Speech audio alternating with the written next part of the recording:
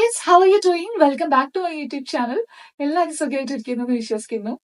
So ഇന്നത്തെ video എന്ന് പറയുന്നത് duties and responsibilities of a pharmacist in UAE. നിങ്ങൾ തമ്മിൽ കണ്ടിട്ടുണ്ടാവും. സോ കുറച്ച് ഷോർട്ടായിട്ട് ഞാൻ എക്സ്പ്ലെയിൻ ചെയ്യാൻ പോവുകയാണ്. So let's start with the video. ആദ്യം തന്നെ നമുക്കറിയാം, നാട്ടിലുള്ളവർ, നമ്മളെല്ലാവരും നാട്ടിൽ വർക്ക് ചെയ്തിട്ടുള്ളവരായിരിക്കാം, അല്ലെങ്കിൽ ചിലർ കരിയർ ഇവിടെ തന്നെ സ്റ്റാർട്ട് ചെയ്തിട്ടുള്ളവരായിരിക്കാം ആസ് എ ട്രെയിനി. സോ നാട്ടിലുള്ളതിലും കുറച്ചൊരു ഡിഫറൻസ് ഉണ്ട് ഇവിടുത്തെ കാര്യങ്ങളൊക്കെ. സോ ഞാൻ വൺ ബൈ വൺ ആയിട്ട് എല്ലാം എക്സ്പ്ലെയിൻ ചെയ്യാം കേട്ടോ. ആദ്യത്തെ വർക്ക് എന്ന് പറയുന്നത് as usual dispensing of medicine, dispensing of prescription. അതില് നമുക്കൊരു പ്രിസ്ക്രിപ്ഷൻ കിട്ടും. ഇവിടുത്തെ ഒരു പ്ലസ് പോയിന്റ് എന്താന്ന് വെച്ചാല് നമുക്ക് അധികവും സിസ്റ്റം ജനറേറ്റഡ് പ്രിസ്ക്രിപ്ഷൻ ആയിരിക്കും. അതായത് ഹാൻഡ് റിട്ടൺ ആയിട്ടുള്ളത് ഭയങ്കര റെയർ ആയിട്ടാണ് നമ്മൾ റിസീവ് ചെയ്യാറുള്ളത്. ദുബായിലെ കാര്യമാണ് കേട്ടോ ഞാൻ പറയുന്നത്. അപ്പോ എന്താ പറയാ, എല്ലാം system generated and printed prescription ആയതുകൊണ്ട് നമുക്ക് കറക്റ്റ് ആയിട്ട് റീഡ് ചെയ്യാനും പെട്ടെന്ന് തന്നെ മനസ്സിലാക്കിയിട്ട് ഡിസ്പെൻസ് ചെയ്യാനും പറ്റും. പിന്നെ പ്രിസ്ക്രിപ്ഷൻ ഓൺലി മെഡിക്കേഷൻസ് ഉണ്ട്. ചിലത് പ്രിസ്ക്രിപ്ഷൻ അണ്ടർ മാത്രം കൊടുക്കാൻ ഉള്ള മെഡിക്കേഷൻസ് ഉണ്ട്. അതിനൊരു കാറ്റഗറി ഉണ്ട്, അത് നമ്മൾ അറിഞ്ഞിരിക്കണം. സോ അത് ഡിസ്പെൻസ് ചെയ്യാന്നുള്ളതാണ് ഒന്നാമത്തെ കാര്യം. രണ്ടാമത്തെ കാര്യം എന്നുള്ളത് ഇൻഷുറൻസ് ആണ്. ഇവിടെ ഡിഫറെന്റ് ടൈപ്പ് ഓഫ് ഇൻഷുറൻസ് ഉണ്ട്. അതിൽ നമ്മൾ ഇൻഷുറൻസ് അപ്ലൈ ചെയ്തിട്ട് അതിന്റെ അപ്രൂവൽ ഫസ്റ്റ് എടുക്കണം. ദുബായ് ഒക്കെ ആണെങ്കിൽ നമ്മൾ ക്ലെയിം എന്ന് പറഞ്ഞ ഒരു പോർട്ടലാണ് അതിന് വേണ്ടിയിട്ട് യൂസ് ചെയ്യുന്നത് കേട്ടോ. അതിൽ നമ്മൾ അപ്ലൈ ചെയ്യാൻ വേണ്ടിയിട്ട് പഠിക്കണം. അതിന്റെ ക്വാണ്ടിറ്റി, ബോക്സിൽ എത്ര ടാബ്ലറ്റ് വരുന്നു, എത്ര സ്ട്രിപ്സ് വരുന്നു, അതെല്ലാം മനസ്സിലാക്കിയിട്ട് വേണം നമ്മൾ അപ്ലൈ ചെയ്യാൻ വേണ്ടിയിട്ട്. അതിൽ ക്വാണ്ടിറ്റി മിസ്മാച്ചോ അല്ലെങ്കിൽ ഡിഫറെന്റ് പാക്ക് സൈസ് ഒക്കെ അപ്ലൈ ചെയ്താൽ നമുക്ക് കിട്ടുന്ന പ്രൈസും നമ്മളെ സിസ്റ്റത്തിൽ ജനറേറ്റ് ആവുന്ന പ്രൈസും ഡിഫറൻസ് ആയിരിക്കും. അങ്ങനെ വന്നു കഴിഞ്ഞാൽ ചിലപ്പോൾ നമ്മളെ കയ്യിൽ നിന്ന് അത് പേ ചെയ്യേണ്ട ഒരു സിറ്റുവേഷൻ വരും. സോ അത് നമ്മൾ പഠിച്ചിരിക്കണം. ഇൻഷുറൻസ് എങ്ങനെ അപ്ലൈ ചെയ്യാം, എങ്ങനെ അപ്രൂവൽ എടുക്കാം, ഇൻ കേസ് റിജക്ഷൻ വന്നു കഴിഞ്ഞാൽ നമുക്ക് ഇൻഷുറൻസ് കമ്പനീനെ കോൺടാക്ട് ചെയ്തിട്ട് എന്താണ് റീസൺ, റീഅപ്ലൈ ചെയ്താൽ എന്ത് ചെയ്താൽ അപ്രൂവൽ കിട്ടും എന്നൊക്കെ ഉള്ളത് മനസ്സിലാക്കിയിട്ട് അതും നമ്മൾ അറിഞ്ഞിരിക്കണം. ആ ഒരു ത്രൂ ഔട്ട് പ്രോസസ്സ് നമ്മൾ അറിഞ്ഞിരിക്കണം.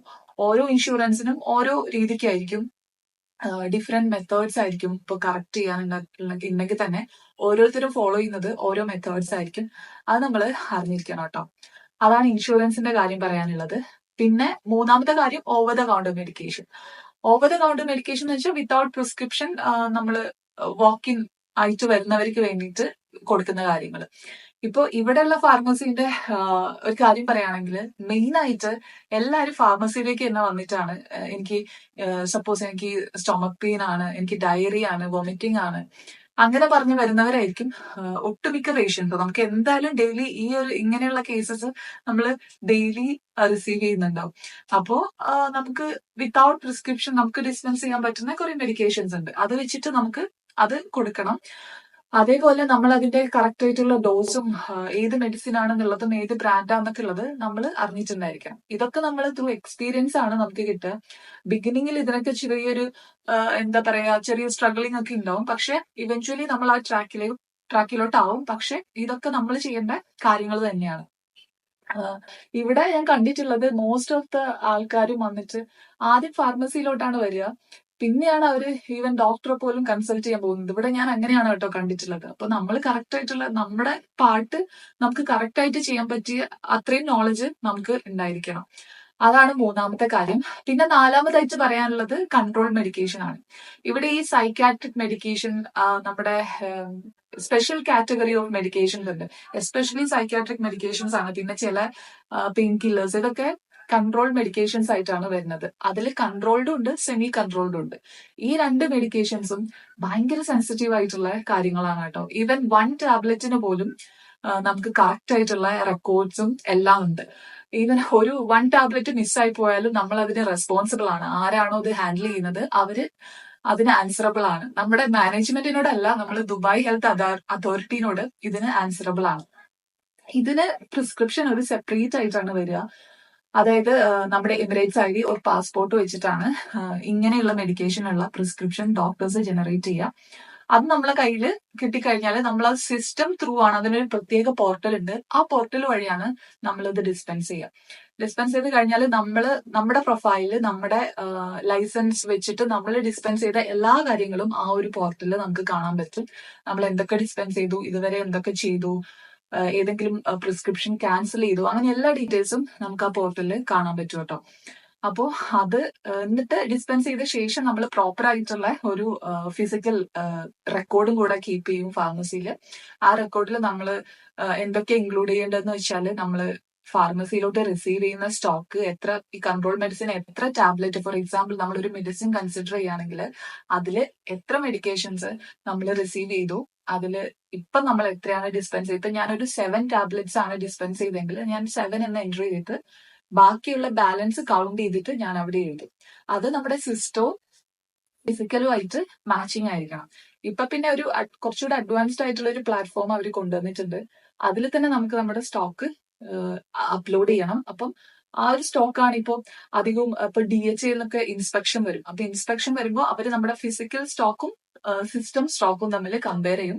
അതിൽ എന്തെങ്കിലും ഡിഫറൻസ് ഉണ്ടെങ്കിൽ ആരാണോ ലാസ്റ്റ് ഇത് ഡിസ്പെൻസ് ചെയ്തത്, അല്ലെങ്കിൽ ആരൊക്കെയാണോ ഡിസ്പെൻസ് ചെയ്തത്, അവരൊക്കെ ഇതിന് ആരെ കയ്യിൽ നിന്നാണോ മിസ്റ്റേക്ക് വന്നത് അവര് റെസ്പോൺസിബിൾ ആയിരിക്കും കേട്ടോ. ഇത് ഭയങ്കര കുറച്ച് സെൻസിറ്റീവ് ആയിട്ട് നമ്മൾ ഭയങ്കര കെയർഫുൾ ആയിട്ട് ചെയ്യുന്ന കാര്യമാണ്. നമ്മൾ എക്സ്പീരിയൻസ് ഇത് നമ്മൾ സ്മൂത്ത് ആവും ഇതില്. പക്ഷെ ആദ്യമായിട്ടൊക്കെ ചെയ്യുമ്പോൾ നമുക്കൊരു പേടി ഉണ്ടാവും കേട്ടോ. കാരണം നമ്മൾ പോകുമ്പോഴേ നമുക്ക് ട്രെയിനിങ്, അപ്പോൾ ഈവൻ റീറ്റെയിൽ ഫാർമസിക്ക് ആണെങ്കിൽ നമ്മൾ ജോയിൻ ചെയ്യുമ്പോഴേ നമുക്ക് ചെറിയ ചെറിയ ട്രെയിനിങ്ങുകളൊക്കെ തരും, ഇന്ന കാര്യങ്ങളൊക്കെയാണെന്ന്. അപ്പൊ ട്രെയിനിങ്ങിന്റെ ടൈമിൽ നമുക്കറിയാം, അല്ലെങ്കിൽ നമ്മുടെ കൊളീഗ്സ് വഴി നമുക്കറിയാം ഇത് കുറച്ച് സെൻസിറ്റീവ് ആയിട്ടുള്ള കാര്യമാണെന്നൊക്കെ. അപ്പോൾ അത് ഡിസ്പെൻസ് ചെയ്യാൻ തുടങ്ങുമ്പോൾ നമുക്ക് ചെറിയൊരു പേടി ഉണ്ടാവും, നമ്മൾ നെർവസ് ആയിരിക്കും ആദ്യമൊക്കെ. പക്ഷെ കറക്റ്റ് ആയിട്ട് ശ്രദ്ധിച്ച് ചെയ്യുക, പിന്നെ നമ്മൾ ആ ഒരു ട്രാക്കിലാവും കേട്ടോ. അതാണ് അടുത്ത കാര്യം പറയാനുള്ളത്. പിന്നെ പ്രിസ്ക്രിപ്ഷന്റെ കാര്യങ്ങൾ ഇത്രയൊക്കെയാണുള്ളത്. പിന്നെ പ്രിസ്ക്രിപ്ഷൻ മെഡിക്കേഷൻസ് അല്ലാതെ നമ്മുടെ ഫാർമസിയിൽ കുറെ സപ്ലിമെന്റ്സ്, ന്യൂട്രിയൻസ്, അങ്ങനത്തെ കുറെ കാറ്റഗറി ഓഫ് ഐറ്റംസ് ഉണ്ട്. നമുക്ക് ഇങ്ങനത്തെ ഒരു കാര്യം ഒരാൾക്ക് കൊടുക്കണമെങ്കിൽ നമുക്ക് അതിനെ പറ്റിയുള്ള ഫുൾ ഡീറ്റെയിൽസ് അറിഞ്ഞിട്ടുണ്ടായിരിക്കാം. അല്ലാതെ നമുക്കൊരു സാധനം ഒരാൾക്ക് സജസ്റ്റ് ചെയ്യാനോ, നമ്മളിപ്പോ ഒരു മെഡിസിൻ എടുക്കുന്ന ആൾക്ക് അതിന്റെ കൂടെ എന്ത് സപ്ലിമെന്റ് എടുക്കണം, അല്ലെങ്കിൽ ഈ ഒരു സപ്ലിമെന്റ് കഴിച്ചാൽ ആ ബോഡിയിൽ എങ്ങനെ വർക്ക് ചെയ്യുമെന്ന് നമ്മൾ അറിഞ്ഞിരിക്കണം. അത് അറിഞ്ഞു കഴിഞ്ഞാൽ മാത്രമേ നമുക്ക് നമ്മുടെ ഫാർമസിയിൽ ബാക്കിയുള്ള സാധനങ്ങളൊക്കെ സെല് ചെയ്യാൻ പറ്റൂ. ഓഫ് കോഴ്സ് റീറ്റെയിലൊക്കെ വർക്ക് ചെയ്യുന്നവരാണെങ്കിൽ നമ്മളത് സെല്ല് ചെയ്യണം, നമുക്കത് അറിഞ്ഞിരിക്കണം അതിന്റെ ഡീറ്റെയിൽസ് ഒക്കെ. അപ്പൊ അതൊക്കെ നമ്മൾ അറിഞ്ഞിട്ടുണ്ടായിരിക്കണം. ഇപ്പോ ചില മെഡിക്കേഷൻസ് ഒക്കെ, ചില ക്രോണിക് ആയിട്ടുള്ള മെഡിക്കേഷൻസ് ഒക്കെ നമ്മൾ ഡിസ്പെൻസ് ചെയ്യുമ്പോൾ അതിന്റെ കൂടെ ചില സപ്ലിമെന്റ്സും നമ്മൾ റെക്കമെൻഡ് ചെയ്യും, ഫാർമസിയുടെ സൈഡിൽ നിന്ന് റെക്കമെൻഡ് ചെയ്യും. അപ്പൊ നമ്മുടെ ഫാർമസിയിലുള്ള ഒട്ടുമിക്ക എല്ലാ സപ്ലിമെന്റ്സും ന്യൂട്രിയൻസും ഈ കാറ്റഗറിയിൽ വരുന്ന ഈവൻ സ്കിൻ കെയർ, കോസ്മെറ്റിക്സ്, ഇതൊക്കെ നമ്മൾ അറിഞ്ഞിട്ടുണ്ടായിരിക്കണം. നമ്മുടെ നോളജ് ആണ് നമ്മുടെ കോൺഫിഡൻസ് ആയിട്ട് റിഫ്ലക്ട് ചെയ്യാം. നമുക്കൊരു പ്രൊഡക്റ്റിനെ പറ്റി കറക്റ്റ് ആയിട്ട് ഡീറ്റെയിൽസ് ഒന്നും അറിയില്ലെങ്കിൽ ഒരാളുടെ മുമ്പിൽ നമുക്കത് എന്താണ് ഈ പ്രൊഡക്റ്റിന്റെ ബെനിഫിറ്റ്സോ കാര്യങ്ങളോ ഒന്നും പറയാൻ പറ്റില്ല. അപ്പോൾ നമുക്ക് എന്താ പറയാ, അവർക്ക് അത് കൊടുക്കാനും പറ്റില്ല. അത് നമ്മുടെ കോൺഫിഡൻസിനെ, ഏറ്റവും ഇമ്പോർട്ടന്റ് ആയിട്ടുള്ള അത് നമ്മുടെ കോൺഫിഡൻസിനെ ഭയങ്കരമായിട്ട് എഫക്ട് ചെയ്യുന്നുള്ളതാണ്. നമുക്ക് എല്ലാം ഡീറ്റെയിൽഡ് ആയിട്ട് പക്ക അറിയാമെങ്കിൽ നമ്മുടെ കോൺഫിഡൻസ് എന്ന് ബൂസ്റ്റ് ആവും. ഇത് ഞാൻ എക്സ്പീരിയൻസിലൂടെ മനസ്സിലാക്കിയിട്ടുള്ള ഒരു കാര്യമാണ് കേട്ടോ. അപ്പൊ നമ്മൾ ഇത്രയും കാര്യങ്ങൾ പഠിച്ചിരിക്കണം. നമ്മുടെ ഫാർമസിയിലുള്ള ഐറ്റംസിന്റെ ഡീറ്റെയിൽസ് ഒക്കെ പഠിച്ചിരിക്കണം. അതേപോലെ സ്കിൻ കെയറിലും കോസ്മെറ്റിക്സിലും വരുന്ന കാര്യങ്ങളും ബേസിക് ആയിട്ടുള്ള കാര്യങ്ങളും, നമുക്ക് ഒരാൾ വന്നിട്ട് സ്കിൻ കെയർ ഒന്നും ചെയ്യുന്നില്ല, എനിക്ക് എന്തെങ്കിലും സജസ്റ്റ് ചെയ്യാമോ, റെക്കമെൻഡ് ചെയ്യാമോ എന്ന് ചോദിച്ചു കഴിഞ്ഞാൽ നമുക്കത് പറഞ്ഞു കൊടുക്കാനും ഇന്ന പ്രൊഡക്റ്റ് ഇന്ന കണ്ടീഷനിൽ യൂസ് ചെയ്യാൻ പറ്റുമോ, അറ്റ്ലീസ്റ്റ് അതെങ്കിലും പറഞ്ഞു കൊടുക്കാനുള്ള നോളജ് നമുക്ക് ഉണ്ടായിരിക്കണം കേട്ടോ. അതാണ് അടുത്ത കാര്യം. പിന്നെ ഞാനിപ്പോ മെയിൻ ആയിട്ട് പറയുന്നത് റീറ്റെയിൽ ഫാർമസിന്റെ കാര്യമാണ്. അവിടെ ആവുമ്പോൾ അടുത്തൊരു പോയിന്റ് വരുന്നത് എക്സ്പയറി മാനേജ്മെന്റ് ആണ്. നമ്മുടെ ഫാർമസിയിലുള്ള മൊത്തം പ്രൊഡക്റ്റിന്റെ എക്സ്പയറി നമ്മൾ മാനേജ് ചെയ്യണം. അതായത് ഫസ്റ്റ് എക്സ്പയർ ആവുന്ന പ്രൊഡക്റ്റ് ഏതാണോ, ഇപ്പൊ 2 ഐറ്റംസ് ഉണ്ടെങ്കിൽ ഒന്ന് ഒരു 10 മാസത്തിൽ എക്സ്പയർ ആവുന്നതും രണ്ടാമത്തെ ഐറ്റം 12 മാസം, ഒരു വർഷം എടുത്ത് എക്സ്പയർ ആവുന്ന ആണെങ്കിൽ നമ്മൾ ഈ 10 മാസം എക്സ്പയർ ആവുന്നതായിരിക്കണം ആദ്യം സെല്ലായി പോകേണ്ടത്. അങ്ങനെ അത് നമ്മൾ മാനേജ് ചെയ്യണം. അത് മാനേജ് ചെയ്യാൻ കുറെ ഫാർമസീസ് കുറെ മെത്തേഡ്സ് യൂസ് ചെയ്യും. അത് നമ്മുടെ റെസ്പോൺസിബിലിറ്റി തന്നെയാണ്. അപ്പൊ നമ്മൾ അതിന് വേണ്ടിയിട്ട് ഓരോ സ്ഥലത്ത് ഓരോ മെത്തേഡ്സ് ആയിരിക്കും. അത് ഞാൻ എക്സ്പ്ലെയിൻ ചെയ്യുന്നില്ല. പിന്നെ അതേപോലെ തന്നെ നമ്മുടെ ഇത്ര എമൗണ്ടേ നമുക്ക് റിട്ടേൺ ചെയ്യാൻ പറ്റുള്ളൂ എന്നൊക്കെ ഉണ്ടാവും. ആ ഒരു എമൗണ്ടിൽ കൂടുതൽ നമ്മൾ റിട്ടേൺ ചെയ്ത് കഴിഞ്ഞാൽ നമ്മുടെ സൈഡിൽ നിന്നാണ് അതിനുള്ള ഡിഡക്ഷൻ വരിക. അത് നമ്മൾ പേ ചെയ്യേണ്ട എമൗണ്ട് ആയിട്ട് വരും. അപ്പോൾ അത് നമ്മൾ ശ്രദ്ധിച്ചിട്ട് ഡീൽ ചെയ്യണം. പിന്നെ അടുത്തൊരു പോയിന്റ് എന്ന് പറയുന്നത് നമ്മൾ റീറ്റെയിലൊക്കെ വർക്ക് ചെയ്യുന്നവരായിട്ട് ആയിരിക്കുന്നവർക്ക് ഈ ക്യാഷ്, ഡെയിലി സെയിൽസിന്റെ ഡീറ്റെയിൽസ് എല്ലാം നമ്മുടെ റെസ്പോൺസിബിലിറ്റി ആണ്. നമ്മൾ ക്യാഷ് ഡിക്ലെയർ ചെയ്യണം. ഇന്ന ദിവസം ഇത്ര സെയിൽ നമ്മൾ ദിസ് ഇസ് വെരി കോമൺ, എല്ലാവരും ചെയ്യുന്ന പോലെ തന്നെ നാട്ടിലുള്ള ഫാർമസി ആണെങ്കിലും ഇത് ചെയ്യുന്നുണ്ടാവും. നമ്മൾ ഇന്നത്തെ എമൗണ്ട് എത്രയാണ്, നമ്മുടെ കാർഡ് മെഷീനിൽ എത്രയുണ്ട്, ക്യാഷ് എത്രയുണ്ട്, അത് മാച്ച് ആവുന്നുണ്ടോ, അങ്ങനത്തെ കാര്യങ്ങളൊക്കെ നമ്മുടെ റെസ്പോൺസിബിലിറ്റി ആണ്. Hoover working in the shift, ആ ഒരു ഷിഫ്റ്റിൽ വർക്ക് ചെയ്യുന്ന ഫാർമസിസ്റ്റിന്റെ റെസ്പോൺസിബിലിറ്റി ആണ് ആ ഒരു ഷിഫ്റ്റിൽ വരുന്ന എല്ലാ മിസ്റ്റേക്സും. അത് നമ്മൾ തന്നെ റെക്ടിഫൈ ചെയ്യണം. അതിന് വേറെ ഓപ്ഷൻസ് ഒന്നുമില്ല കേട്ടോ. പിന്നെ മെയിൻ ആയിട്ടുള്ള ഒരു കാര്യം എന്ന് പറയുന്നത്, ചില ഫാർമസീസ് ഒക്കെ ഈ എക്യുപ്മെന്റ്സ്, ഈ നമ്മുടെ പലതരത്തിലുള്ള ഹോം എക്യുപ്മെന്റ്സ്, നമുക്കിപ്പോ ഹ്യൂമിഡിഫയർ, നെബുലൈസർ, വീൽ ചെയർ, അങ്ങനത്തെ പല പല സാധനങ്ങളും ഉള്ള ഫാർമസീസ് ഉണ്ടാവും. അപ്പൊ നമ്മള് അതിന്റെയും കൂടെ ഒരു എന്താ പറയുക, ജനറൽ ആയിട്ടുള്ള ഒരു നോളജും ഡീറ്റെയിൽഡ് ആയിട്ടുള്ള നോളജും വേണം. അപ്പോ അതും നമ്മൾ അറിഞ്ഞിരിക്കേണ്ട കാര്യമാണ് കേട്ടോ. ഇങ്ങനെ കുറെ റെസ്പോൺസിബിലിറ്റീസ് ഓരോ കമ്പനീനെ ഡിപ്പെൻഡ് ചെയ്തിട്ട് നമുക്ക് ഉണ്ടാവും. പക്ഷെ നമ്മുടെ മെയിൻ ആയിട്ടുള്ള കാര്യം എന്ന് പറയുന്നത് പ്രിസ്ക്രിപ്ഷൻ ഡിസ്പെൻസിങ്ങും പിന്നെ പേഷ്യന്റ് കൗൺസിലിങ്ങും കൂടി ഉണ്ട് കേട്ടോ. ഇപ്പൊ സപ്പോസ് ചില പേഷ്യൻസ് വന്നിട്ട് അവർക്ക് ചില അഡ്വൈസ് ആയിരിക്കും നമ്മുടെ കയ്യിൽ നിന്ന് വേണ്ടി വരിക, ചില സജഷൻസ് ചോദിച്ചു വരുന്നവരുണ്ടാവും. ചില മെഡിസിൻ എങ്ങനെ, ഇപ്പൊ ഫോൺ വിളിച്ചിട്ട് നമ്മൾ ഫാർമസിയിലൊക്കെ നിൽക്കുമ്പോഴാണെങ്കിലും നമുക്ക് ഇടയ്ക്കിടയ്ക്ക് കോളൊക്കെ നമുക്ക് റിസീവ് ചെയ്യാറുണ്ട്. ഇന്ന മെഡിസിൻ ആണുള്ളത്, എത്ര ഡോസ് കൊടുക്കണം, എങ്ങനെ കൊടുക്കണം എന്നൊക്കെ ചോദിച്ചിട്ട് വരുന്നവരുണ്ടാവും. അല്ലെങ്കിൽ ചില മെഡിക്കേഷൻസ് കഴിച്ചുകൊണ്ടിരിക്കുന്നവരുണ്ടാവും. അവര് വന്നിട്ട് ഇപ്പൊ ഞാൻ ഇന്ന മെഡിക്കേഷൻസ് കഴിച്ചുകൊണ്ടിരിക്കുന്നുണ്ട്, അപ്പൊ ഇന്ന സിംറ്റംസ് ഒക്കെ ഉണ്ട്, അപ്പൊ ഇന്ന സപ്ലിമെന്റ്സ് എന്തെനിക്ക് എടുക്കാൻ പറ്റും, അങ്ങനത്തെ കുറെ സജഷൻസും നമ്മൾ അഡ്വൈസും ചോദിച്ചു വരുന്നവരുണ്ട്. നാട്ടിൽ അങ്ങനെ ഞാൻ പൊതുവെ കണ്ടിട്ടില്ല. ഇവിടെയാണ് ഏറ്റവും കൂടുതൽ ഇങ്ങനെയുള്ളത് കണ്ടിട്ടുള്ളത് കേട്ടോ. ഫാർമസിയിൽ വന്നിട്ട് അവര് സാധാരണ ഈവൻ ഒരു ഡോക്ടറെ അടുത്ത് പോയി ചോദിക്കുന്ന പോലെ നമ്മളെ അടുത്ത് ചോദിച്ചു വരുന്നവരും ഉണ്ട്. അപ്പൊ നമ്മൾ അവിടെ റെസ്പോൺസിബിൾ ആണ്. നമുക്ക് ഇവർക്ക് ഇത് കറക്റ്റ് ആയിട്ട് പറഞ്ഞു കൊടുക്കുക എന്നുള്ളത് നമ്മളെ റെസ്പോൺസിബിലിറ്റിയാണ്. അപ്പൊ മെയിൻ ആയിട്ട് നമുക്ക് ഇതിന്റെ ഒക്കെ നോളജ് ഉണ്ടായിരിക്കണം എന്നാണ് ഞാൻ പറഞ്ഞു പോകുന്നത്. പിന്നെയുള്ള കാര്യം എന്ന് പറയുന്നത് വീക്ക്ലി ഓർഡറുകളാണ്. അത് ഓരോ ഫേമിനെ അനുസരിച്ച് ഡിഫറെന്റ് ആയിരിക്കും കേട്ടോ. ചിലർക്ക് എന്താ ഓട്ടോ ഓർഡർ ആയിരിക്കാം. നമ്മൾ സെല് ചെയ്യുന്ന സ്റ്റോക്കിനനുസരിച്ചുള്ള ഐറ്റംസ് ദ നെക്സ്റ്റ് ഡേ നമുക്ക് റിസീവ് ആവുന്ന ടൈപ്പ് ഓഫ് സിസ്റ്റം ഉള്ളവരുണ്ട്. അല്ലാത്തവരാണെങ്കിൽ നമ്മൾ മാനുവലി ഓർഡർ പ്ലേസ് ചെയ്യണം. അപ്പൊ നമ്മൾ അതറിഞ്ഞിരിക്കണം. ഇതൊക്കെ ഫാർമസിയിൽ എത്തിയ ശേഷം നമ്മൾ പഠിക്കുന്ന കാര്യങ്ങളാണ് കേട്ടോ. ചില ഐറ്റംസ് പല പല എന്താണ് സപ്ലയേഴ്സ് ഒന്ന് ഓർഡർ ചെയ്യാനുണ്ടാവും. ചിലത് സ്പെസിഫിക് ആയിട്ട് നമ്മൾ ഓർഡർ ചെയ്യേണ്ട ഐറ്റംസ് ഉണ്ടാവും. ആ ഓർഡറിങ് പ്രൊസീജിയറും, അതായത് അഡ്മിൻ വർക്ക്, അതായത് how to order stock, how to find zero stock, അങ്ങനെ കുറെ കാര്യങ്ങളുണ്ട്.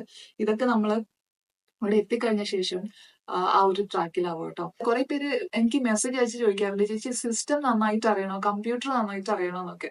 അത്യാവശ്യം നമുക്ക് എക്സലും വേർഡും എന്താ പറയാ, പിന്നെ നമ്മൾ മെയിൻ ആയിട്ട് യൂസ് ചെയ്യുന്നത്, ഞാനധികം യൂസ് ചെയ്യുന്നത് എക്സൽ ആണ് കേട്ടോ. ഞങ്ങൾക്ക് എക്സലിലാണ് പല കാര്യങ്ങളും എൻട്രി ചെയ്യാനും പല ഡേറ്റ എൻട്രി ചെയ്യാനും അങ്ങനത്തെ കാര്യങ്ങളൊക്കെ എക്സലിലാണ് ചെയ്യാറുള്ളത്. പിന്നെ ചില സമയത്ത് നമുക്ക് ചില നോട്ട്സ് ഒക്കെ പ്രിപ്പയർ ചെയ്യാനുണ്ടാവും, അത് വേർഡിലാണ് ചെയ്യാറുള്ളത്.